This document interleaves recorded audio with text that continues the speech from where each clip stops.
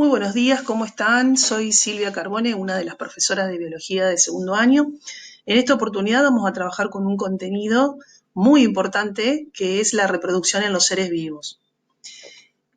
Como vamos a poder ver, la reproducción se puede llevar a cabo de dos formas, según el grupo de organismos que estemos considerando. Cuando hablamos de reproducción asexual es cuando no es necesaria la presencia de gametas. Entonces, a partir de un solo individuo, puedo generar por varios mecanismos que después vamos a ver, nuevos descendientes, por ejemplo las bacterias. Y en el caso de la reproducción sexual se necesitan dos individuos que produzcan gametas. Las gametas, en el caso del hombre y de algunos mamíferos, se trata del espermatozoide y del óvulo. En el caso de la reproducción asexual podemos encontrar varios tipos. Uno es la gemación.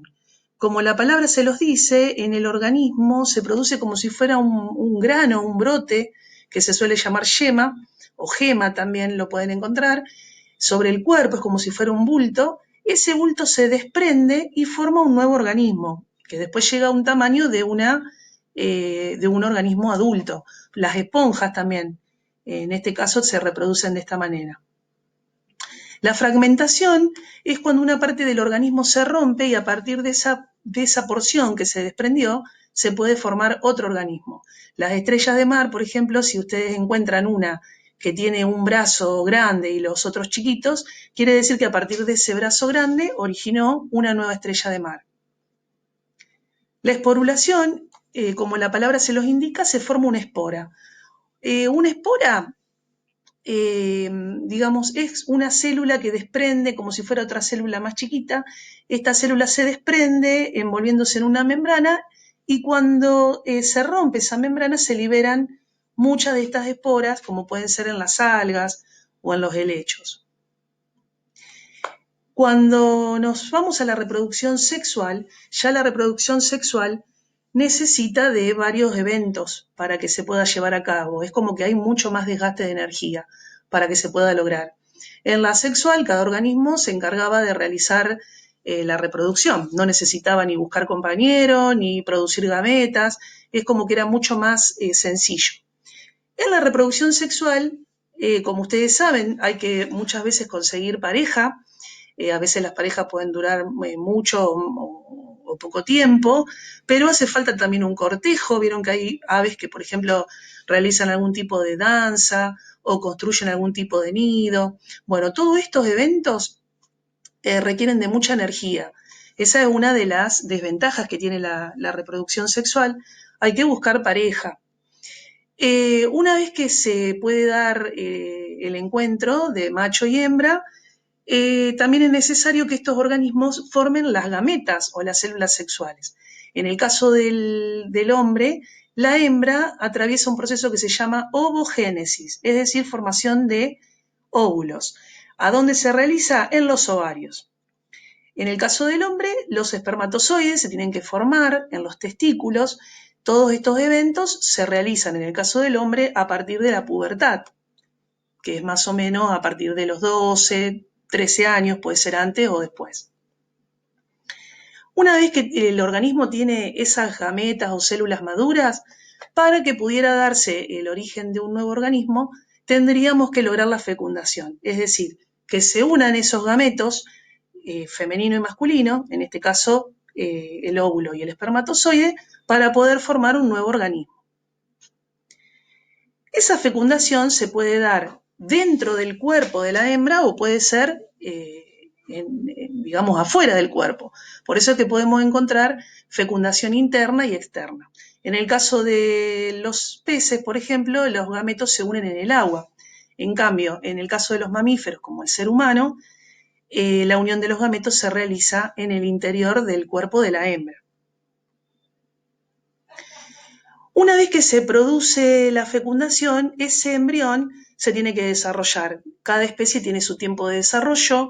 En algunos casos puede llevar años, como puede ser un elefante, que casi 2 años de desarrollo. En el caso del ser humano son 9 meses. Y tenemos otros organismos que en cuestión de semanas ya tenemos un organismo nuevo. Depende todo de la especie. ¿Cómo se puede desarrollar ese embrión? Puede ser hay varias maneras, los nombres son raros, pero bueno, los van a ir aprendiendo de a poco. Ovulíparos viene de óvulo. En este caso se da generalmente en el agua, muchos peces se desarrollan así. La hembra expulsa los óvulos y los deposita en lugares aptos donde ella considera que van a poder sobrevivir. Y el macho enseguida también hace como una danza, se deposita arriba y libera los espermatozoides. ¿Qué pasa? Que este huevo no tiene cáscara, por eso se lo denomina ovulíparo.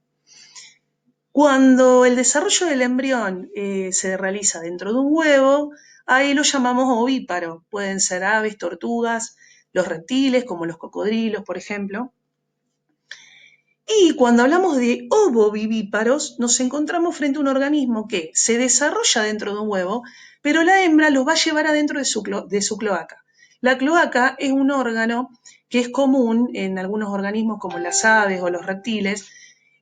Por ese orificio o conducto sale la materia fecal, la orina y en este caso también los huevos. Bueno, esta hembra no libera los huevos, sino que los lleva adentro y cuando llega el momento del nacimiento, con su cuerpo hacen fuerza, imagínense que las serpientes tienen unos músculos impresionantes, rompen los huevos, las cáscaras adentro de su cloaca y podemos ver que se liberan pequeñas serpientes o caimanes, que son como cocodrilos.